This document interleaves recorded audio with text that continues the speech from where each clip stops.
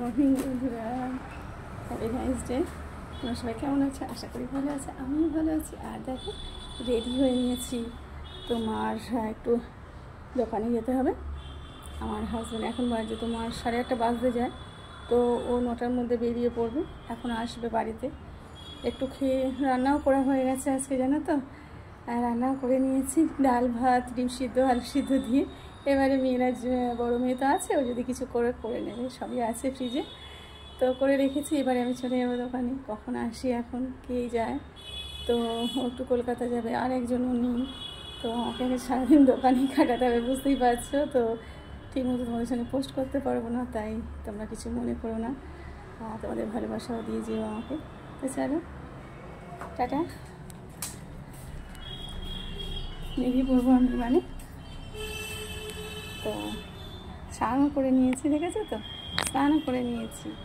আর স্নান টান করে ঠাকুরের পুজো টুজো দিয়ে, রান্না তো তার আগে শুনে নিয়েছি, পুজো টুজো দিয়ে আর এবারে একটু জলমুড়ি খাবো, বেরিয়ে পড়বো। এই দেখো, বেরিয়ে করে নিয়েছি জলমুড়িটা। এই দেখো,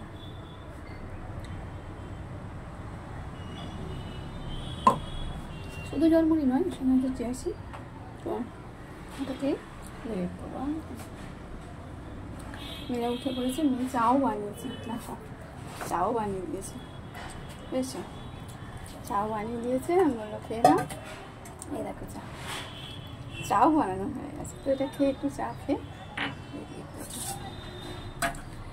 তো তোমরা কী করছো, কেমন আছো? দেখো, ঘেমে স্নান হয়ে গেছে, এরকম ঘেমে গেছে, স্নান করে উঠেই ঘেমে গেছে, চুল পুরো ভেজে। দেখো, শ্যাম্পু দিয়ে কাল রাতে একটু তেল লাগিয়েছিলাম, এবার শ্যাম্পু দিয়েই স্নান করে নিয়েছি, জানো তো। তো বলো, তুমি সকালে উঠে পড়েছো? সবাই চা খাওয়া হয়ে গেছে, নাকি কফি খেয়েছো, না গ্রিন টি?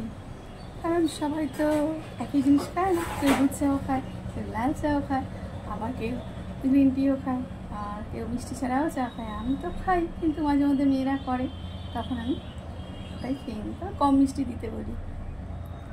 তো দেখো, এত গরম পড়েছে, স্নান করে উঠেও ঘেমে স্নান হয়ে গেছে। তো সারাবেলা আজকে কী করে কাটবে জানি না, ওখানে গরমের মধ্যে কাল ছিলাম, প্রচুর গরম কালকে, তো পুরো ঘেমে নিয়ে স্নান হয়ে গেছে, স্নান করে গেছি, আবার এসেও স্নান করতে হয়েছে, জানো তো। এসেও স্নান করলাম, 3টে 3:30 এসেছি, 4টেই জল আসে। তো জল আসার পর স্নান টান করে খেয়ে দিয়ে একটু রেস্ট নিলাম। তারপর মেয়েদের পড়তে যাওয়া দাদা ভাইও গেল, ওদের গুছিয়ে দেওয়া, ওদের টিফিন খাওয়ানো, সব কিছু দিয়ে রেডি করেই তো পাঠাতে হবে। তো চলো, তারা আজকে ওদের স্কুলও যাওয়া হবে না বন্ধুরা, জানো তো, কারণ আমি বেরিয়ে যাচ্ছি 8:30, তো ওদেরকে রেডি করে দেবে, টিফিনও দিতে পারবো না, ওই জন্য বললাম আজকে থাক ওরা বাড়িতে। তো চলো, টাটা, কাল যাবে ওরা আজকে।